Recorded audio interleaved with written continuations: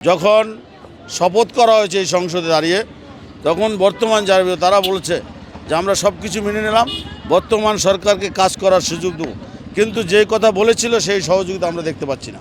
অনেক সময় এই বাইতুল মোকাররমে যারা মুসল্লি যারা দিনের কাজ করে তারা আসতে ভয় পেত, নামাজ পড়তে ঠিক মতো পারতো না।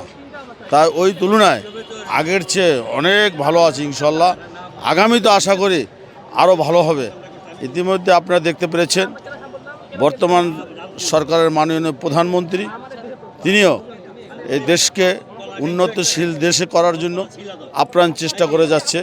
তিনি তার টাইম মতো অফিসে যাচ্ছে, অফিস করতেছে এবং যিনি যে অদা দিয়েছিল সেই অদা বাস্তবায়ন করার লক্ষ্যে কাজ করে যাচ্ছে।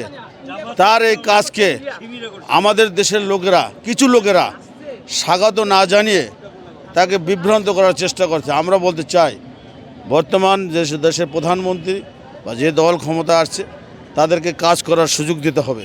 আর যদি কাজ করার সুযোগ না দেওয়া হয় তাহলে কাজ করব কিভাবে? তাই অনেক আমরা দেখতে পাচ্ছি কিছু মীমাংসিত বিষয় নিয়েও অনেক ধরনের কথা বলছে।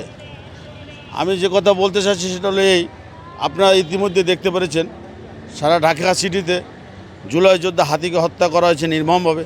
সেই হাতিকে যারা হত্যা করেছে আপনারা ইতিমধ্যে দেখেছেন তাদেরকে ভারতে গ্রেপ্তার করা হয়েছে। ভারতের আইন অনুযায়ী তাদেরকে বিচারের কাজ চলছে এখানে।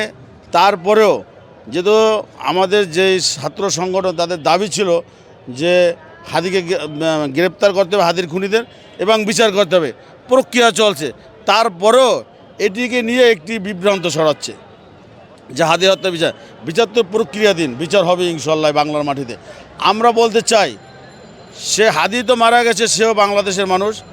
যেমন ফ্যাসিস্টের আমলে সাগর রুনিকেও হত্যা করা হয়েছিল, বহু বছর হয়ে গেছে, কিন্তু তার বর্ণিত একটা কথা বলা হচ্ছে না। আমরা চাই এই হাদির পাশাপাশি সাগর রুনির হত্যার বিচার হোক। তাই আমি বলতে চাই দেশের সরকার, নতুন সরকার, তাকে কাজ করার সুযোগ দিতে হবে।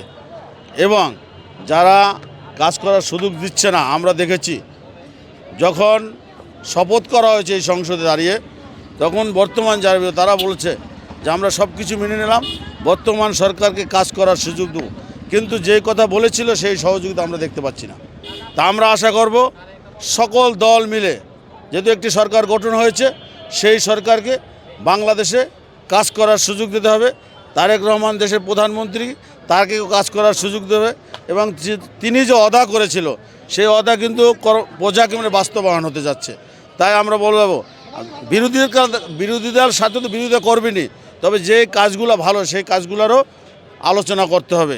ইতিমধ্যে যে কাজগুলো করেছে আমরা দেখতে পাচ্ছি ভালো কাজ, তবে আগামী দেশ তাকে যদি কাজ করার সুযোগ দেওয়া হয় ইনশাল্লাহ দেশ একটি সমৃদ্ধিশীল দেশ হিসাবে গড়ে তুলবে।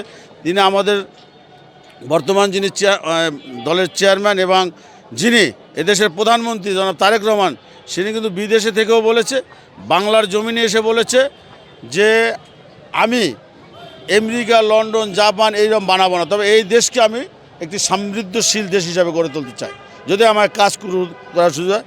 এবং তিনি যেদিন বাংলার মাটিতে এসে পাড়া দিয়েছেন, তিনি তার স্টেজ উঠে আই হ্যাভ এ প্ল্যান, তার যে প্ল্যান তিনি সাকসেসফুল করতে যাচ্ছে।